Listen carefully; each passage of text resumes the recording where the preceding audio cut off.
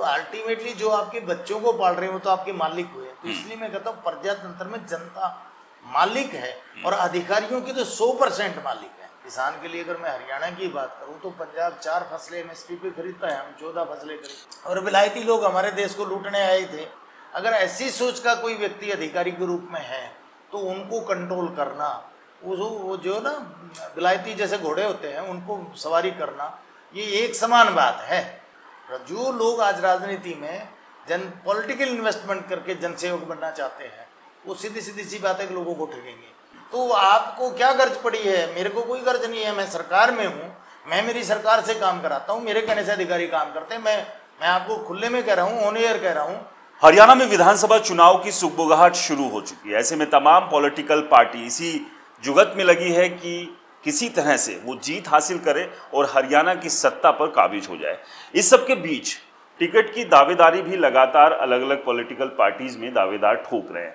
हमारे साथ हैं हरियाणा बीजेपी के उपाध्यक्ष GL शर्मा जी, गुरुग्राम से तैयारी कर रहे हैं आप, और बहुत बहुत स्वागत है आपका रिपोर्टर जी के न्यूज रूम इंटरव्यू में। बहुत बहुत धन्यवाद आपका। 2024 के विधानसभा चुनाव अक्टूबर में होने हैं। दोनों ही चीजें पूछूंगा क्योंकि आपके पास एक बड़ा पद है, पार्टी का प्रदेश के उपाध्यक्ष हैं और आप गुरुग्राम विधानसभा से खुद भी तैयारी कर रहे हैं। तो दोनों तैयारियां साथ में किस तरह से चल रही है? संगठन की अपने तरीके की तैयारी चल रही है और भारतीय जनता पार्टी के विषय में ये तो अब पूरा विश्व ही जानने लग गया कि भारतीय जनता पार्टी का कार्यकर्ता वो 24/7 × 365 काम करने वाला कार्यकर्ता है और चाहे चुनाव के लिए मेंटली प्रिपेयर्ड रहता है। दूसरा, भारतीय जनता पार्टी एक ऑर्गेनाइजेशन मतलब स्ट्रक्चर की पार्टी है, कार्यकर्ता बेस पार्टी है और उस कारण से बूथ और बूथ से पन्ने तक मतलब पार्टी गई हुई, राष्ट्रीय से लेके राष्ट्रीय स्तर पे हमारे राष्ट्रीय अध्यक्ष, फिर प्रदेश से, फिर जिला, जिला से मंडल, मंडल से शक्ति केंद्र और शक्ति केंद्र से फिर अपना बूथ और बूथ पे भी त्रिदेव, त्रिदेव के बाद में पन्नासी। यहाँ तक मजबूत एक ढांचा भारतीय जनता पार्टी का कार्यकर्ता के रूप में लाखों कार्यकर्ता हरियाणा में अपने अपने तरीके से काम कर रहे हैं। संगठन के कार्य हैं, संगठन अभी भी लगा ही हुआ है स्वाभाविक तौर पे। अब जैसे हमारी अभी मंडल प्रवास योजना चल रही थी, प्रत्येक मंडल पे बड़े नेताओं का जाना हुआ है। अब इससे नीचे वो शक्ति केंद्र पे जाएंगे, शक्ति केंद्र से फिर बूथ तक भी आज 28-29 तक बूथ पे जाने का कार्यक्रम है। तो विधायक, मंत्री, पूर्व मंत्री, सांसद, केंद्रीय मंत्री, पूर्व केंद्रीय मंत्री से लेके और साधारण कार्यकर्ता तक अपने बूथ पे 3 दिन रहने वाला है। इस तरह से संगठन की दृष्टि से अगर हम बात करते हैं तो कांग्रेस से बहुत बेहतर स्थिति में भारतीय जनता पार्टी है। लेकिन संगठन तो मजबूत है, इसमें कोई दो राय नहीं है। खैर, लोकसभा के नतीजे जिस तरह से आए वहाँ कई तरह के सवाल उठे, लेकिन लोकसभा पर नहीं, हम विधानसभा पर ही रहते हैं। लेकिन संगठन के साथ साथ हरियाणा में एक जो दिक्कत जो दिखी कि आम आदमी को मजबूत जो करना था सरकार ने, क्या ये लगता है कहीं उसमें थोड़ी सी कहीं चूक रही है? मैं नहीं समझता कि सरकार की तरफ से 9.5 साल में, और अब तो 10 साल होने को ही हो गए, तो माननीय मनोहर लाल जी हमारे भारतीय जनता पार्टी के मुख्यमंत्री रहे और वर्तमान में नायब सैनी जी, तो ये दोनों का कॉम्बिनेशन अगर हम मिलाते हैं तो स्वाभाविक तौर पे भारतीय जनता पार्टी की सरकार ने बहुत अच्छे काम भी किए। मैं ये कहता हूँ कि कोई व्यक्ति भगवान नहीं हो सकता, इंसान होता है और वो जो भी काम करता है वो करता है जनता की भलाई के लिए करता है। खासतौर से अगर भारतीय जनता पार्टी के नेताओं की हम बात करें तो व्यक्तिगत सोच तो होती नहीं है। बीजेपी के जो कार्यकर्ता हैं उनके लिए सबसे पहले देश है, फिर पार्टी है और फिर अपना नंबर स्थान वो तीसरे स्थान पे पाते हैं। तो जो करना है वो लोगों के लिए करना है, विपक्ष की तरह नहीं। जो करना है अपने लिए करना है, परिवार के लिए करना है, मित्रों के लिए करना है, ऐसा नहीं। तो जो सोच बनाई, जो योजनाएं बनाई, वो जनता के डायरेक्ट बेनिफिट जनता तक पहुँचे, इस नाते से योजनाएं बनाई गई और उनका लाभ भी मिला जनता को। ऐसा नहीं है जैसे अब मैं कह रहा हूँ कि कलयुग में मेरिट पे नौकरी देने का काम, आजकल तो लोग लालच देते हैं, फ्री का लालच देते हैं और चिट का। तो पुराने समय में सब जानते हैं कि किस तरह से ठोंडे ठपाड़ों की बाढ़ लगते थे। वर्तमान में बच्चों में एक विश्वास जगा कि हम पढ़ेंगे तो नौकरी मिल जाएगी, मेरिट की नौकरी देने का काम हो। डायरेक्ट लोगों के खाते में पैसे जाने की बात हो, चाहे तो प्रधानमंत्री जी द्वारा किसान सम्मान निधि है वो सीधे खाते में जाती है, आपकी LPG गैस सिलेंडर का जितना भी सब्सिडी है वो सीधी आपके खाते में जाती है। यानी तत्कालीन समय में एक प्रधानमंत्री ने कहा था कि भी मैं वहाँ से रुपया भेजता हूँ तो 15 पैसा जाता है, उस चीज़ को रोकने का काम भारतीय जनता पार्टी की सरकार ने किया है और बहुत अच्छे काम हुए हैं। गरीब को जल, नल से जल, गरीब के घर पे छत, छत पे शौचालय, शौचालय फिर गैस फ्री में भाई खाना बनाने के लिए, और खाने के लिए भी गरीब व्यक्ति को केंद्र सरकार की तरफ से 80 करोड़ लोगों को मुफ्त अनाज की सुविधा दी गई थी। तो मैं ये मान के चलता हूँ कि गरीब के लिए तो काम बहुत हुआ है, किसान के लिए बहुत काम हुआ है। किसान के लिए अगर मैं हरियाणा की बात करूँ तो पंजाब 4 फसलें MSP पे खरीदता है, हम 14 फसलें खरीदते हैं। लेकिन फिर भी किसान नाराज क्यों है? हरियाणा में किसान नाराज नहीं है। वो पंजाब में तो 2 व्यक्तियों को, ऐसे लोगों को आपने जेल में रहते हुए मतलब MP बना दिया। वो पंजाब का रुख आप समझ सकते हैं कि जिन लोगों ने बेअंत सिंह को मारा, जिन लोगों ने टेररिज्म फैलाया, उन लोगों को आपने जेल में बैठे सांसद बना दिया। तो पंजाब की आज के दिन क्या मंशा है? पंजाब के लोगों में कुछ ऐसी भावनाएं जो फैल रही हैं, उस कारण से स्वाभाविक तौर पे कहीं ना कहीं हम ये मान के चल सकते हैं कि सारा किसान आंदोलन नहीं है, कुछ ना कुछ नैरेटिव्स झूठ के सेट करके किसान के नाम पे सरकार को, केंद्र सरकार को डिस्टर्ब करने की बात है। बात करते हैं अब जो आपकी राजनीतिक पृष्ठभूमि है, क्योंकि बहुत सारे लोग हैं जो JL शर्मा को जानते हैं कि हाँ राजनेता हैं, लेकिन इस राजनेता के पास क्या कोई विरासत भी थी या फिर जो है यहीं से शुरुआत की थी? नहीं, ऐसा नहीं है। मतलब मेरी राजनीतिक पृष्ठभूमि, मेरा जन्म 22 जुलाई 1963 को गुड़गांव, मतलब रेवाड़ी, तत्कालीन गुड़गांव जिला था, राजावास गांव मेरा है। और ये जो राजनीति की या समाज सेवा की भावना मेरे को पैतृक मिली, क्योंकि मेरे माता पिता पंचायत के प्रतिनिधि के रूप में रहे और उसके बाद में फिर मैं खुद भी सरपंच रहा। तो उस नाते से ये तो समाज सेवा का जज्बा और राजनीति का जज्बा तो वहीं से पैदा हुआ। और मतलब मेरे लिए ये भी सौभाग्य है कि मैं पढ़ते पढ़ते सरकारी सेवाओं में आ गया था अधिकारी के रूप में, जूनियर साइंटिफिक असिस्टेंट था। और 1981 में मैंने सरकारी सेवा ज्वाइन की। 1985 में मैं मेरी यूनियन का स्टेट प्रेसिडेंट बन गया। और जब तक मैंने VRS नहीं लिया, जब तक मैं अपनी यूनियन का स्टेट प्रेसिडेंट रहा और इलेक्टेड, ऐसा नहीं नॉमिनेटेड, इलेक्टेड स्टेट प्रेसिडेंट रहा। तो ये मतलब जज्बा अपने को पैतृक मिला और उसी कारण से 1987 में मुझे गुड़गांव आना पड़ा। यहाँ जब मैं आया तो लोग ये कहते हैं ना, मैं इसलिए कहता हूँ कि सब कुछ बेईमानी से नहीं मिलता, ईमानदारी से आपको बहुत कुछ मिल जाता है। आपको अपने आप को कंट्रोल करना होता है, अपने आप को तपाना और खपाना होता है। जैसे सोने को तपा के उसमें चमक आती है, तो जब आप अपने को अंदर कंट्रोल करते हैं, तपाते हैं या खपाते हैं, तो आप में से एक अच्छा इंसान निकल के आता है, जो चरित्रवान होता है, जो ईमानदार होता है और जो डेडिकेटेड होता है लोगों की सेवा करने के प्रति। तो ये जज्बा अपने को पैदा हुआ नर सेवा नारायण सेवा से, क्योंकि इंसान की सेवा करने से भगवान की भी पूजा बराबर हो जाती है। उसको लेकर के हमने फिर काम शुरू किया। और जब मैं गुड़गांव आया था तो मैंने, चूँकि मैंने जैसे बताया कि मैंने सोच ही लिया था घर में एक पैसा भ्रष्टाचार का नहीं जाने देना है। और इस नाते से मेरे को, मेरी जो स्थान था वो ऐसा स्थान था कि जहाँ पे कुछ लोग मतलब 2 नंबर से कुछ वो प्राप्त कर सकते थे, लेकिन वो मैंने रोक लगाई। तभी आजकल वो भ्रष्टाचारी अधिकारियों को लेकर आप एकदम टाइट किया हुआ है। टाइट इसलिए रहना होता है कि वास्तविक रूप में मैं आपको सही बता रहा हूँ, ये लोग अधिकारी भी समझ लें इस विषय को, ये भी जो पब्लिक सर्वेंट है उसके बच्चों का गुजारा, तनख्वाह कहाँ से आती है आपको? जो मैं और आप जनता के लोग आपके टैक्सेस के रूप में सरकार में के खजाने को भरते हैं, वहाँ से इनको तनख्वाह मिलती है, जिससे इनके बच्चों का गुजारा होता है।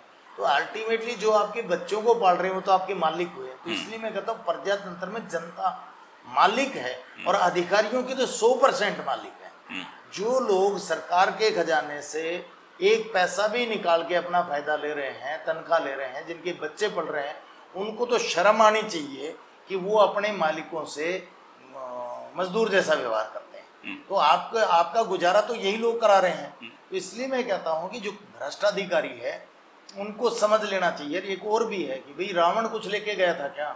इससे बड़ा तो कोई धनवान हो नहीं सकता, तो आप लेके जाएंगे क्या कुछ ना कुछ? तो आपको भी, जैसे हम सोचते हैं, समाज सेवक सोचता है, राजनीतिक व्यक्ति सीधी भावना से सेवा करना चाहता है, तो अधिकारियों को भी ऐसा सोचना चाहिए।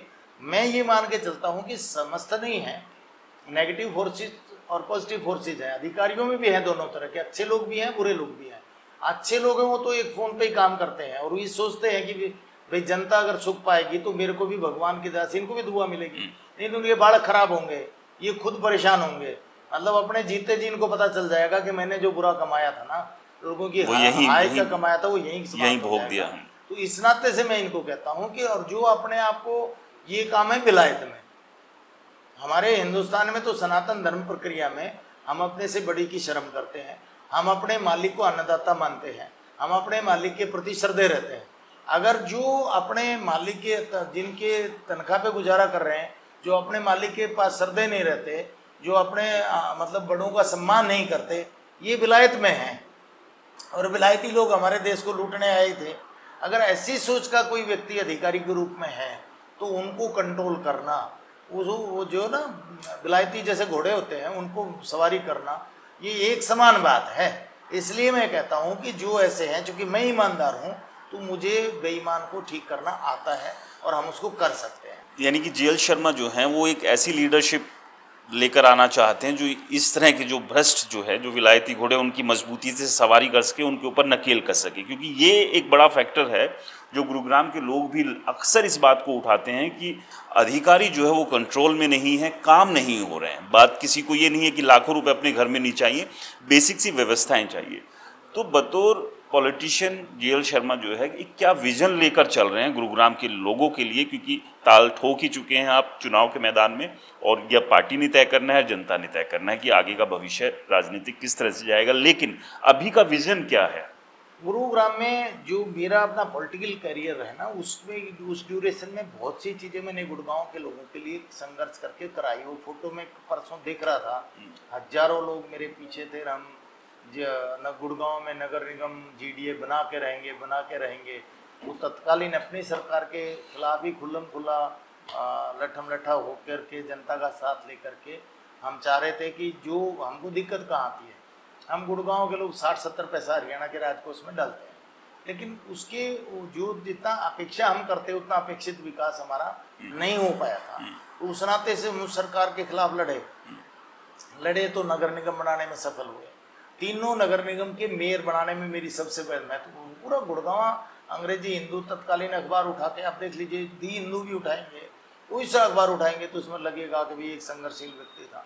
तो गुड़गांव ने मुझे संघर्ष करते हुए देखा है और उसका लाभ भी मिला कि सारी फाइलें चंडीगढ़ जाती थी, अप्रूव होके और होने में दिक्कत होती थी। तो गुड़गांव की डेवलपमेंट गुड़गांव में ही संभव, वहीं पे फाइल हो। उस नाते निगम बना, तीनों मेयर बने, उसके बाद में जीएमडीए बना हमारा, वो हमारे समय में बना है। तो इन चीज़ों से त्वरित विकास का रास्ता तो साफ हो गया, लेकिन जो विज़न गुड़गांव की बेसिक कम्युनिटीज़ का लेके हम चल रहे हैं, क्योंकि पुराना ढर्रार पुराना सिस्टम है, सीवर का सिस्टम बहुत पुराना है। गुड़गांव में जिस वक्त सीवर कॉलोनियों में जब सीवर डले होंगे वो 4 इंची ड्रेनेज की बुरी हालत है। ड्रेनेज का तो जो नेचुरल ड्रेनेज थे वो तो मास्टर प्लान में पिछली सरकारों ने समाप्त करे। पीछे जब हमने संघर्ष किया, इसके लिए भी ड्रेनेज के लिए भी संघर्ष करना पड़ा, सड़कों पर उतरना पड़ा। आप पत्रकार लोगों का सहारा लेकर के बड़ी अवेयरनेस का एक अभियान चला, जिसमें फिर वो बादशाहपुर ड्रेन तो कम से कम संरक्षित हो गई। लेकिन पुराने गुड़गांव में तो ड्रेनेज का कोई सिस्टम ही नहीं है। तो ड्रेनेज सिस्टम है, इम्प्रूवमेंट ऑफ सीवर सिस्टम, ये एक बहुत बड़ी जो बेसिक कम्युनिटी है जो लोगों को चाहिए। आज के दिन तो लोग तराई कर रहे हैं, क्योंकि और वो कर इसलिए रहा है कि जो पुराना ही डर रहा है, पुरानी पाइपलाइन है, पुरानी ही मेन लाइन है, और उसमें जो जिस आबादी के हिसाब से लाइनें बिछाई गई थी उससे 20 गुना 25 गुना आबादी बढ़ गई। लेकिन सॉल्यूशन क्या है इसका? इसके सॉल्यूशन यही है कि मैं आपको बताता हूँ कि सबसे पहले गुड़गांव को जो बेसिक कम्युनिटीज़ हैं, सीवर, पीने का पानी, चलने को सड़क और अच्छी बिजली का, मतलब नो कट जोन की बिजली रहे, और ख़ास तौर से एनवायरमेंटल स्थिति जो आज गुड़गांव की उसमें सुधार हो, उसके लिए अपने पास बड़ी योजनाएं हैं। आज अगर उसको खुलासा करेंगे तो दूसरे आज तक जो मैं करता हूँ उसकी नकल ही करते हैं, कॉपी पेस्ट हो जाएगा फॉर्मूला। तो वो मेरे पास योजना है, मुझे योजना बनानी आती है। मैं चेयरमैन रहा हरियाणा डेयरी का, घाटे की संस्था योजनाएं बनाई ना, 42 करोड़ के लाभ में छोड़ के आया। तो उसके लिए सबसे पहले तो आपका ईमानदार होना, दूसरा no political investment is there over. जो लोग आज राजनीति में पॉलिटिकल इन्वेस्टमेंट करके जनसेवक बनना चाहते हैं, वो सीधी सी बात है कि लोगों को ठगेंगे। कोई विजन नहीं है, जो आज मैं कर रहा हूँ उसी की दूसरे दिन कॉपी पेस्ट हो जाती। कोई काम करूँ, मैंने सुंदरकांड के 1000 पार्ट 8 पार्ट शुरू कराए, दूसरा दिन मेरी कॉपी पेस्ट हो गई। मैंने इसलिए कराए थे कि भी राम जी के मंदिर को जल्दी बढ़ जाए। तो हनुमान जी कलयुग के देवता पहले भी थे, आज भी थे, अपने मन में कोई पॉलिटिकल लाभ लेने का विषय नहीं था, पर वो हुआ। भगवान हनुमान जी ने कृपा करी, राम जी का संकट तो हनुमान जी काटने वाले हैं। तो लेकिन फिर औरों ने सबने कॉपी कट पेस्ट होती चली गई। इसके बाद में जो भी काम मैं शुरू करता हूँ उसकी सीधी कॉपी पेस्ट हो जाती है। पर गुड़गांव में अगर आप ध्यान से देखेंगे, मेरा इतना सा अनुरोध है गुड़गांव की जनता को, जीएल शर्मा को 24-25 साल गुड़गांव की एक एक गली में घूमते हो गया, और बहुत से लोगों के काम, हर गली में कोई ना कोई एक आदमी मिल जाएगा जिनके निस्वार्थ भाव से मैंने काम कराया। आज तक मैंने अपने लिए कोई वोट नहीं मांगा, आज तक काउंसलर बनाने के लिए लोगों की मदद की, उसके बाद में मेयर बनाने में लोगों की मदद करी, विधायक बनाने में लोगों की मदद की, सांसद बनाने में मदद की, तो औरों के लिए मदद करता रहा हूँ। तो कोई समय ऐसा आए जब मैं औरों को ठीक ठाक कर सकता हूँ, तो मेरे लिए मेरे पास जो विजन्स है, सरकार ने मेरे को बना के मेरा टेस्ट लेके देख लिया। संगठन में जहाँ मुझे भेजते हैं मैं रिजल्ट ओरिएंटेड कार्य करता हूँ, परिणाम देके आता हूँ। परिश्रम में मेरे में कोई कमी नहीं है, मैं ईमानदार, चरित्रवान, ज्ञानवान, गुणवान व्यक्ति हूँ, ऐसा मैं मानता हूँ, लोग भी मानते हैं। तो 25 साल के से गुड़गांव में एक नाम है जीएल शर्मा, अच्छा आदमी है, बढ़िया आदमी है, ये लोग मानते हैं। आपको जो जितने भी लोग दावेदार हैं, आप इनकी पूछना, इनकी पृष्ठभूमि आप देखना, आप तो खुद पत्रकार हैं। 5 साल पहले गुड़गांव में केवल 2 व्यक्ति मांग रहे थे, उमेश अग्रवाल मांग रहा था, जीएल शर्मा मांग रहा था, इसके अलावा तीसरा कोई था ही नहीं। कांग्रेस से भाई जो और मांग रहे होंगे, लेकिन बीजेपी में केवल 2 दावेदार थे, दोनों को नहीं मिलके सुधीर जी को मिल गई। पार्टी ने कहा जिताओ, हमने जिताया। इससे पहले भी मेयर उमेश ही भाजपा से टिकट मांग रहे थे 2014 में, तो 2014 में भी 2 ही व्यक्ति थे, तीसरा कोई व्यक्ति भारतीय जनता पार्टी की तरफ से टिकट नहीं मांग रहा था। वहाँ उमेश को मिली, वो मेरे से 5 साल पहले आए थे, वो भी कांग्रेस में थे, तो उनको दे दी, उनको जिताने का काम कर दिया। आज मैं ये कहता हूँ कि आज तो मैं उनसे, मतलब ये समझो कि दोनों दावेदार, भाई सीताराम जी का कर्ज बीजेपी ने उतार दिया सुधीर जी को बना के, वो कैसे रहे वो गुड़गांव की जनता तय करेगी, मेरी पार्टी तय करेगी। मेरे विचार से वो बहुत अच्छा आदमी, आगे पार्टी तय करेगी, उनको टिकट मिलती है तो फिर उनके लिए। शहर वालों के विचार से कैसे हैं? शहर वालों के विचार से वो तो खुद ही उन्होंने कहना शुरू कर दिया था कि मेरी कोई मानता नहीं है, सुनता नहीं है, ऐसा लोग बोलते हैं। लेकिन वो एक विषय है, वो तो वो मतलब आगे पार्टी तय करेगी। पर मेरे अपने विचार से केवल जीएल शर्मा एक अकेला वरिष्ठ कार्यकर्ता नेता है जो गुड़गांव की गली गली को जानता है, लोगों की समस्या निस्वार्थ भाव से सॉल्व करता है। जो लोग आए, अब वो चाहे किसी भी पार्टी के आ रहे हैं, तो स्वार्थ भाव से आए। आप बादशाहपुर में थे, आप बादशाहपुर इंडिपेंडेंट चुनाव लड़े, आप चुनाव हार गए, आपने उसके बाद पार्टी को ठोकर मार के चुनाव लड़ लिया, अब गुड़गांव आप सोचते हैं। ऐसे ही दूसरे श्रीमान जी साथी थे, 5 साल पहले तो कोई जानता नहीं था। तो ये जो ऐसे दूसरी पार्टियों के भी जितने भी है, कोई बादशाहपुर से थे वो भी गुड़गांव अच्छा लग रहा है, जो कोई रेवाड़ी में था उसको भी गुड़गांव अच्छा लग रहा है, कोई कहीं था उसको भी गुड़गांव में अच्छा लग रहा है, सबको अच्छा लग रहा है। कार्यकर्ता का मन है, लड़ना चाहिए, अड़ना चाहिए, टिकट मांगनी चाहिए, लेकिन फिर जीएल शर्मा की तरह ये जिगर होना चाहिए, ये वफादारी होनी चाहिए, ये समर्पण भाव होना चाहिए कि पार्टी जिसको टिकट देगी मैं उसके साथ खड़ा रहूँगा। लेकिन आप, हमारे तो पार्टी के बहुत से कार्यकर्ता ये भाई मैं तो चुनाव लड़ूंगा, हम तो चुनाव लड़ेंगे, तो this is called a political investment. राजनीतिक रूप से इन्वेस्ट करके आप जहां मर्जी चले जाएंगे, जहां मर्जी पैसे लगाएंगे, जहां मर्जी उसकी फिर आप बड़े स्तर पर रिकवरी करेंगे, फिर लोग ऐसा ही करेंगे, रिकवरी होगी। तो आपको क्या गर्ज पड़ी है? मेरे को कोई गर्ज नहीं है, मैं सरकार में हूँ, मैं मेरी सरकार से काम कराता हूँ, मेरे कहने से अधिकारी काम करते हैं। मैं आपको खुले में कह रहा हूँ, ऑन एयर कह रहा हूँ कि अधिकारी अपने कहने से काम करते हैं, तो आपको क्या जरूरत है ट्रैक्टर वैक्टर लगाने की? क्यों आप जनता में बिना मतलब के? तो ऐसे ये काम जो करते थे ना, ये दूसरे दलों के लोग काम करते थे, जो दूसरी कल्चर के लोग हैं वो ये काम करते हैं। दूसरे दलों में ऐसा है कि पॉलिटिकल इन्वेस्टमेंट करो और फिर बाकी पाओ। लेकिन भारतीय जनता पार्टी विशुद्ध रूप से अच्छी पार्टी है, अच्छे नेताओं की पार्टी है, अच्छे लोगों को पसंद करती है, अच्छे लोगों को आगे लाने का काम भी करती है। तो इस नाते से मुझे संपूर्ण विश्वास है कि मुझे अब की बार पार्टी पूर्ण अवसर देगी। एक और बात, अक्सर जो है ये चर्चाएं होती हैं कि भी हर नेता जो है चुनाव से पहले कहते हैं कि नहीं मैं सेवा करूंगा, जन सेवा के लिए मैं हूँ, तमाम तरह की सारी चीज़ें होती हैं, लेकिन जैसे ही चुनाव जीतते हैं उसके बाद पता लगता है नेताजी तो विधायक बन गए, और विधायक बनते के साथ ही नेताजी जो है ऐसे बदले कि वो अब गायब हैं। अब उन्हें ढूंढने के लिए भी लोगों को जो है माथापच्ची करनी पड़ती है। तो ये आपके साथ नहीं होगा, ये भरोसा कैसे लोगों को? ये तो भरोसा मेरा ऐसा है, चेयरमैन जो हरियाणा सरकार में मैं बना तो विधायक से अच्छा दर्जा चेयरमैन का होता है। विधायक के पास केवल एक फ्लैट होता है, चेयरमैन के पास सरकारी ऑफिस होता है, एक डिपार्टमेंट होता है जिसका वो हेड होता है, और उसकी सरकारी कोठी बंगला होता है। तो सारी चीज़ें तो 4.5 साल तो लोगों ने मेरे को देखा। मैं तो एक तरफ विधायक थे, एक तरफ मैं था, कि मैं तो हमेशा सुलभ अवेलेबिलिटी रही है। जो गुड़गांव के कार्यकर्ता, गुड़गांव को छोड़ दीजिए, मेवात फरीदाबाद की मेरी, जहाँ सरकार ने, मेरी थोड़ी बाप की कोठी थी, सरकार ने दी, कार्यकर्ता को दे दी। जितना भी कार्यकर्ता था वहाँ रहना सहना खाना, मेरा व्यवहार आचार व्यवहार सब लोगों ने देखा हुआ है। ऐसे ही घर में लोगों का जो काम होता है अभी भी कर रहा हूँ, पहले भी करता था, चेयरमैन था तब भी किया।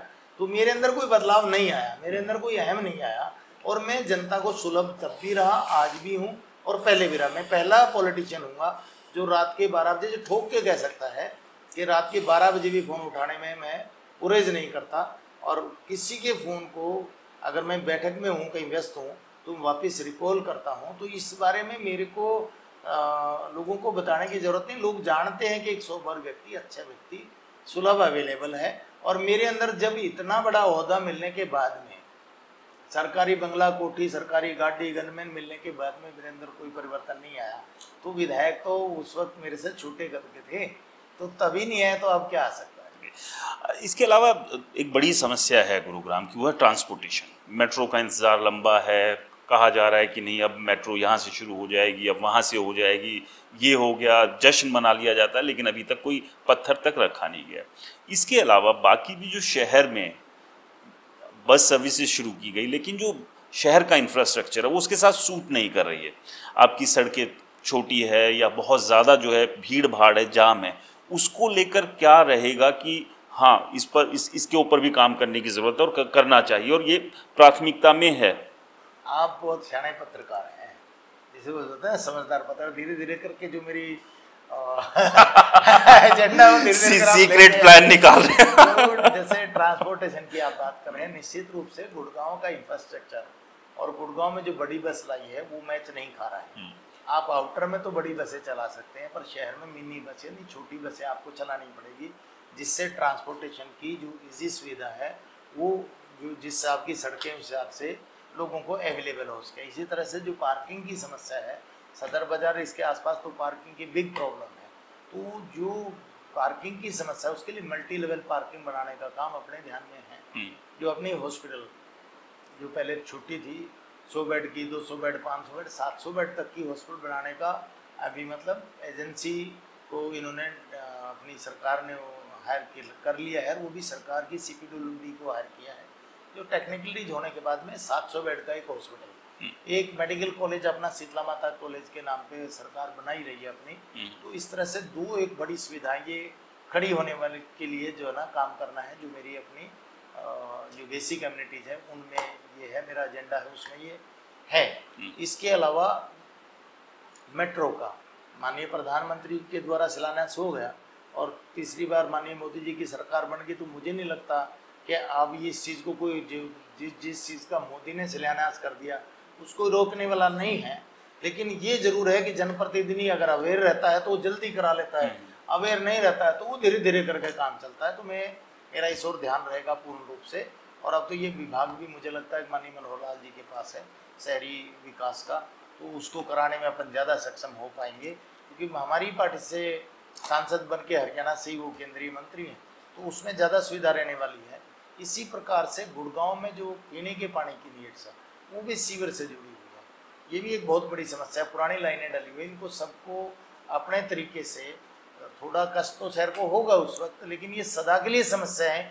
मैं जो एक शब्द बोलता हूँ ना कि गुड़गांव की बेसिक कम्युनिटी जो लोगों को चाहिए मूलभूत सुविधाएं, वो उनका ऐसा समाधान, मतलब इन समस्याओं को समूल नष्ट करके फोर एवर लॉन्ग एवर उसकी समाधान करने की योजना अपने दिमाग में है, जो अपन अगर भगवान ने अवसर दिया, लोगों ने साथ दिया और मेरी पार्टी ने मुझे टिकट दिया तो ये सब कुछ करके दिखाऊंगा। मैं जब चेयरमैन बनाया था तो मैंने एक बात अपने अधिकारियों को कही थी कि मैं जिन लोगों ने मेरे विषय में अच्छा सोचा है उनको उनकी गर्दन नीचे नहीं आने दूंगा। मेरी पार्टी अगर मुझे टिकट देती है, जनता विधायक बनाएगी, लेकिन मैं एक बात का वादा गुरुग्राम की जनता से करता हूँ कि जो लोग मेरा चाहते हैं मुझे, उनकी गर्दन कभी मेरे किसी कर्म से नीची नहीं होगी। उनका सीना जीएल शर्मा को जो सपोर्ट करने वाला है उनका सीना सदा चौड़ा रहेगा, क्योंकि मैं वो काम करके दिखाऊंगा जो काम आज तक जो हमारे जितने भी जनप्रतिनिधि बने हैं जो सोच भी नहीं पाए। सोचने का एक दायरा होता है, अपना सोचने का अलग ही दायरा है। मैंने मेरे साथ आईएएस अफसरों ने भी काम किया है, मैं खुद अधिकारी रहा हूँ, और जैसे मैंने कहा कि भाई किसी के पास अवसर ही नहीं मिलता तो वो ईमानदार है। मेरे पास तो अवसर दुनिया भर के आए हैं, टेची लेके भी लोग आए तो उनको मैंने भगा के भेजा है। तो ऐसे वो जानते हैं जो सुन रहे होंगे, इनमें से कुछ एक ऐसे भी होंगे जो भगवान की कृपा से जिंदा होंगे। और मैं कहा हरियाणा सुन रहा होगा तो हरियाणा के कुछ लोग ऐसा चाहते थे, तो उनको पता है कि ये आदमी कैसा है। तो अल्टीमेटली जो आदमी अच्छा होता है ना, और जो पॉलिटिकली इन्वेस्ट करके बनाना चाहता है, उसमें रात दिन का अंतर, इस बात को अधिकारी भी समझते हैं। आपका अपना चरित्र ठीक है तो दूसरे का चरित्र ऑटोमेटिकली ठीक हो जाएगा। साहूकार अगर ठीक है तो 10 चोर डरते हैं उससे। तो ये स्थितियां हैं, तो जो मेरे अंदर आप धीरे धीरे करके निकाल रहे हैं, मेरे पिटारे में जो चीज़ें हैं, मैं सोचता हूँ वो मैं सरकार को भी मैं सुझाव दे के आया था, अपनी सरकार को। लेकिन अभी चूँकि समय नायब सैनी जी बने हैं, अब तक साथ उन्होंने धड़ाधड़ काम किया है, लेकिन प्रॉब्लम यह है कि अब समय कम रह गया, केवल 1 महीने का समय हमारे पास है, सितंबर में आचार संहिता लग जाएगी। तो वो बहुत सी चीज़ें जो हम करना चाहते हैं, तो जैसे मान लो आज कोई एस्टिमेट बनवा दिया, अब उसको एस्टिमेट बनवाए, इसको अगर धरातल पे उतारना चाहेंगे तो तब तक वो समय निकल जाएगा। तो जो आज लोग थोड़ी कष्ट भुगत रहे हैं सीवर और फ्लो का, वर्तमान स्थिति में जो अच्छे से अच्छा हो सकता है वो सरकार से करवाने का अपन प्रयास करेंगे। और जब भगवान की कृपा होगी, आप लोगों की कृपा होगी, तो स्वाभाविक तौर पे जैसे मेरे पास सरपंच का दायित्व रहा, मेरे पास पार्टी में संगठन का दायित्व रहा, मेरे पास सरकार में चेयरमैन का दायित्व रहा, तीनों चीज़ों को मैंने सब प्रूव किया है। सरपंच कैसा होना चाहिए, तो गुड़गांव की जनता पार्टी का टिकट दी तो मैं प्रूव करके दिखाऊंगा विधायक कैसा होना चाहिए। लोग कहते हैं विधायक का दरबार, नहीं, विधायक जनता के दरबार। लोग कहते हैं कि विधायक बन के मैं बॉस बन गया, मैं राजा बन गया। बहुत से लोग अपने आप को राजा मानते हैं बनने के बाद में, राजा नहीं, मैं सेवक बन के दिखाऊंगा। वास्तव में जो आप जिसको चुनते हैं वो आपका नौकर बना है, आपका नौकर अच्छा हो, ये हर एक व्यक्ति चाहता है। तो मेरे को अगर जनता अपनी नौकरी देगी तो मैं अपना ये सिद्ध करके दिखाऊंगा वास्तविक रूप में नौकर कैसा होना चाहिए, नौकर क्या कर सकता है। चलिए, 2 और मेजर चीज़ें, अभी हमने ओल्ड गुड़गांव पर ज़्यादा फोकस रखा है, लेकिन शहरी और ख़ासतौर से हाई राइज की बात करें, और यहाँ की जो आरडब्ल्यू और बिल्डर्स के बीच बड़े इश्यूज़ और बड़े क्लैश चलते रहते हैं, फ्रॉड्स भी हैं और बहुत सारी चीज़ें हैं। इसके अलावा इंडस्ट्री, क्योंकि इंडस्ट्री भी बड़ी इंपॉर्टेंट है, और यही वजह है कि जो 70-80% जो रेवेन्यू जा रहा है उसमें एक इंडस्ट्री का बड़ा अहम रोल है। लेकिन इंडस्ट्रीज़ की भी अपने बहुत सारे चैलेंजेस है, बहुत सारी प्रॉब्लम्स है। वही जल भराव है, सड़कें टूटी हुई हैं, या फिर पार्किंग का बड़ा इशू है, और इसी तरह से आरडब्ल्यूएस के साथ जो बिल्डर और ये सब है, इनको लेकर भी कुछ एजेंडा में कुछ प्लान्स है, क्योंकि ये भी तो एक बड़ा नंबर है, इनको भी रिलीफ मिलना बहुत ज़रूरी है। कल इस विषय में मेरी बैठक लगभग 150 जो हाई राइज बिल्डिंग के आरडब्ल्यूएस के जो प्रतिनिधि हैं और अपने इंडस्ट्रीज़ के मेटी साहब, दीपक मेटी, आप जानते होंगे, अच्छा नाम है उनका, ऐसे JN मंगला जी हैं। तो जो इंडस्ट्रीज मतलब ट्रेडर्स हो गए, इंडस्ट्रियलिस्ट हो गए, और साथ में हमारी हाई राइज और सेक्टर के आरडब्ल्यू के लोग हो गए, उनकी अलग किस्म की समस्याएं हैं। जैसे आरडब्ल्यू की अगर कॉलोनी की हम बात करें तो लगभग जो ओल्ड गुड़गांव का वही पुराने गुड़गांव वाली स्थिति वहाँ भी है, क्योंकि जल भराव है, आपके पास जब ड्रेनेज है ही नहीं तो स्वाभाविक तौर पे बारिश में आप लोगों को कष्ट उठाना ही पड़ता है। परंतु हाई राइज बिल्डिंग की जो बिल्डर के साथ में बहुत सी दिखते हैं, ऐसा जैसे मारुति कॉलोनी में कल में गया, तो वो बहुत सी चीज़ ऐसी हैं कि जो बहुत अच्छे से सॉल्व होने वाली है बिल्डर के और उनके बीच में जो दिखते हैं वो बहुत ऐसी हैं जो सॉल्व होने वाली हैं। और मेरे को तो गुड़गांव में सब जानते हैं, कोई बिल्डर ऐसा है ही नहीं जो जीएल शर्मा को नहीं जानता होगा। वो इसलिए जानते हैं, उनको भी पता है कि अगर गुड़गांव में कोई पहले कोई काम होता था, सलाह ली जाती थी, तो कोई भी बिल्डर हो वो जीएल शर्मा से फ़ोन करके पूछता था, क्योंकि उसको पता था कि ये व्यक्ति गलत सलाह नहीं देता है। तो मैं उनको एक बात जरूर कहता था कि जिन लोगों के लिए आप काम कर रहे हैं, जो लोग आपका उनका भी पेट भी तो आम पब्लिक ही भरती ना, जिसने फ्लैट ले लिया वो बेचारा उसमें रहेगा तभी तो उनका घर भरता है। तो इन लोगों के प्रति आपकी डेडिकेशन होनी चाहिए। तो उन चीज़ों को कैसे सॉल्व करना है वो मेरे अभी मैं केवल एक उदाहरण देके अपनी बात को आगे बढ़ाऊंगा तो गोल पट्टी खुल जाएगी सारी। एक उदाहरण है सेक्टर 45 का। प्राइवेट बिल्डर के साथ में उनका कोई इशू था, दे केम टू मी कि वे सब ऐसे सेक्टर के विषय में। और वो दिक्कत भी क्या थी कि उनकी अपनी निजी जगह थी प्राइवेट बिल्डर की, और जो सेक्टर का कोना ऐसे लग रहा था तो सीवर का पानी और पीने के पानी की और ड्रेनेज की बड़ी समस्या थी। तो मैंने चंद घंटों में सॉल्व कराया। आज भी सेक्टर 45 मुझे अपना परिवार का सदस्य मानते हैं। हर 26 जनवरी 15 अगस्त को मैं वहाँ पे फ्लैग होस्ट करके आता हूँ, तो वो अपना मानते हैं। ऐसे अनेक ऐसे सेक्टर के RWS के लोग होंगे, मैं उनको गिनवाऊंगा नहीं तो फिर, तो जिन लोगों को छोटे से मतलब जिनके लिए बड़ी भारी समस्या है लेकिन काम करने वाला, मेरा अपना एक्सपीरियंस है, मैं हर सेक्टर में एक्सपीरियंस है, मजदूर का एक्सपीरियंस है, मजदूर पर कृषि करता मजदूरी है वो एक्सपीरियंस है, एक अच्छे बिजनेसमैन का एक्सपीरियंस है, और एक अच्छा पॉलिटिशियन का मेरा एक्सपीरियंस है, एक अच्छे सोशल वर्कर का एक्सपीरियंस है, एक अच्छे रिलीजियस वर्कर को भी मैंने अपने आप में डाला हुआ है।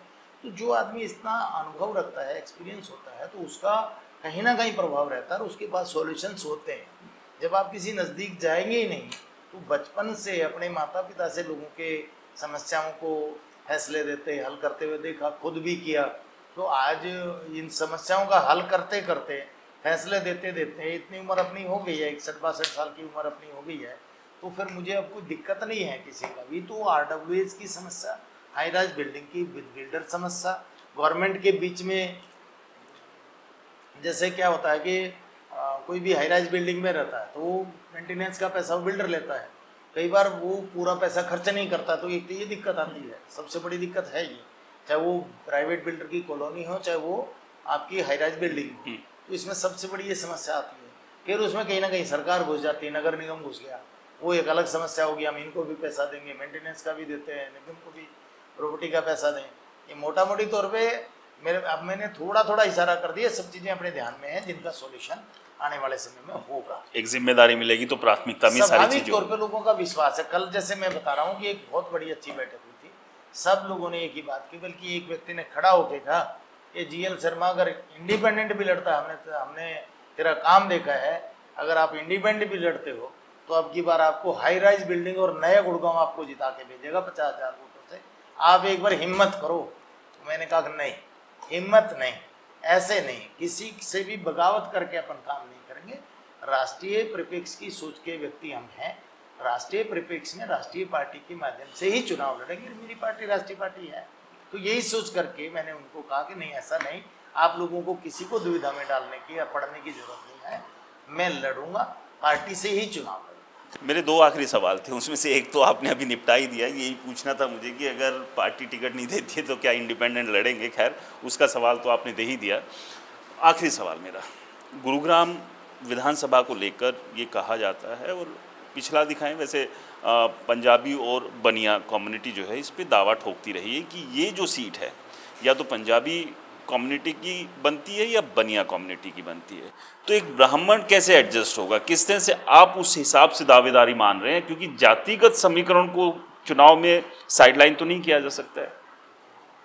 जातिगत समीकरण को अगर साइडलाइन नहीं किया जाता, तभी मैं आपको कहना चाह रहा हूँ कि यहाँ पे ब्राह्मण का तो बहुत जबरदस्त दावा है अभी तक जिस चीज़ को, अब मैं आपको ये अगर गुड़गांव विधानसभा की अगर जातिगत समीकरण समझाता हूँ तो यहाँ 70-75 हज़ार से 80 हज़ार तक पंजाबी वोटर हैं, 65,000 के आसपास ब्राह्मण वोटर हैं जो ब्राह्मण कहलाते हैं, जिनमें अगर जोगी, स्वामी, भाट, भट्ट हमारे जो हैं गुड़गांव में बहुत से हैं, हमारे साथी सुरेश जी भट्ट को भी पंडित मानते थे, और अगर पूर्वांचल के दुईबे, चौबे, मिश्रा, पांडे, झा, बिहार से जो हमारे आते हैं, सबको जोड़ देते, सब ब्राह्मण कम्युनिटी है ये।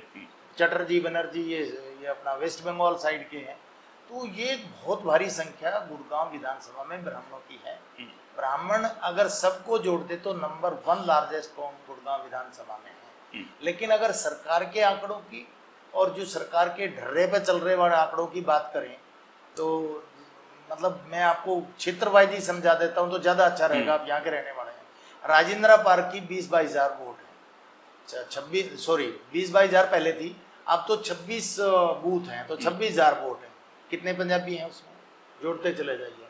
उसके बाद में अगर हम शुरू करते हैं लक्ष्मण विहार, सूरत नगर, टेकचंद नगर, सागर एनक्लेव, फिर उसके बाद में आप आ जाते हैं लक्ष्मण विहार से भीमगढ़, खेड़ी, अशोक विहार, 1, 2, 3, ये लगभग भी है 23-24 हज़ार का है, इसमें कोई है क्या।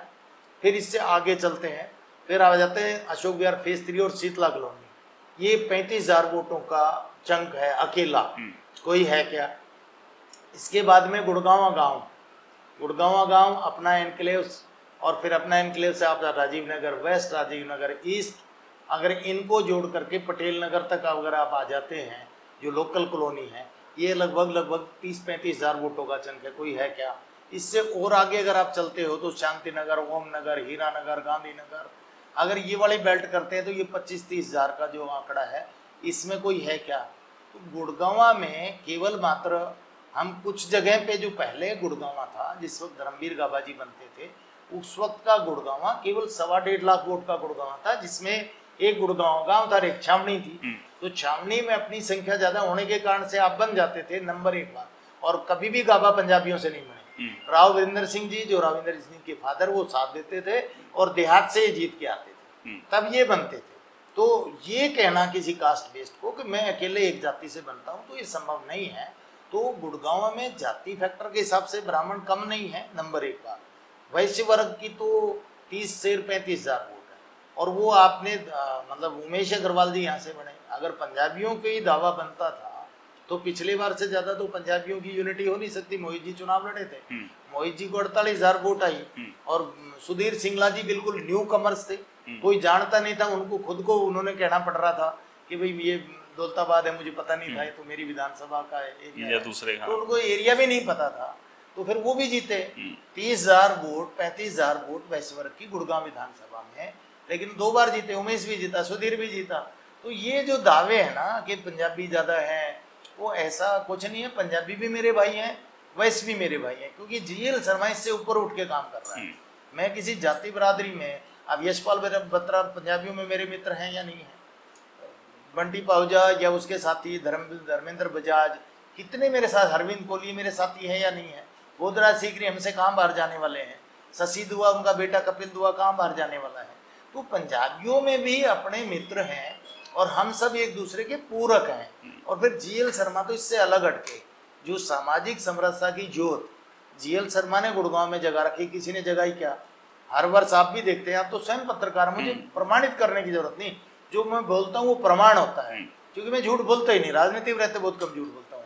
हर साल सामाजिक समरसता सम्मेलन कराना, 36 बिरादरी को बुलाना, और 36 बिरादरी आते के साथ ही उनको सम्मान करना हर साल करते हैं। तो कभी मैं अगर ब्राह्मण, मैंने बताया कि मैं खाली ब्राह्मण हूँ, मैं तो, आप वाल्मीकि समाज में जाइए वो कहेंगे हमारा भाई है, आप धानक बस्ती में धानक समाज में जाइए वो कहेंगे हमारे भाई है, एक पाल वेगेल समाज है अपने गुड़गांव में, उनसे पूछे कि जीएल शर्मा कौन है, वो कहेंगे हमारे कुनबे का सदस्य है। तो मतलब मेरा पांचाल समाज, उनसे पूछे वो हमारे परिवार का सदस्य, सबका मेंबरशिप मैंने ली हुई है। मैं सबका, जैसे मैंने एक परिवार, सबके राशन कार्ड में नाम दर्ज करा रखा है। तो जीएल शर्मा 36 बिरादरी में समाया। पंजाबी, ਅਸੀਂ ਪੰਜਾਬੀ ਬੋਲਦੇ ਨੇ, ਅਸੀਂ ਉਹਨਾਂ ਦੇ ਲੋਕੀ ਨਾਲ ਗੱਲ ਕੀਤੀ ਹੋਈ ਹੈ ਨੇ, ਜਿਹੜੀ जितने भी साढ़े भरा हैं उन्होंने नाल साड़ी गल होती रहती है। तो पंजाबियों से भी असी वोट लेवांगे और अपने जितनी और बरादरी उनसे भी अपन वोट लेंगे। GL Sharma without Crest card and colour एक बहुत बड़ा नाम है गुड़गांव में, जो जाति से ऊपर उठ करके भी, तो इस नाते से मुझे कोई दिक्कत आने वाली नहीं। चलिए, बहुत बहुत शुक्रिया जीएल शर्मा जी तमाम सवालों का जवाब देने के लिए, और जो कॉपी पेस्ट की हम जो उम्मीद कर रहे थे वो आपने नहीं होने दी, और बहुत बहुत शुभकामनाएं आपको आगामी चुनाव के लिए, और आपको टिकट मिले और इस विजन के साथ, इस एजेंडे के साथ विकास की जो सोच रखते हैं आप गुड़गांव के लिए वो आप पूरी करें। बहुत बहुत शुक्रिया। परमात्मा ऐसा करे तो गुड़गांव में पता चलेगा कि हाँ गुरुग्राम में कोई एक सेवक आया है। चलिए, बहुत बहुत धन्यवाद। Thank you.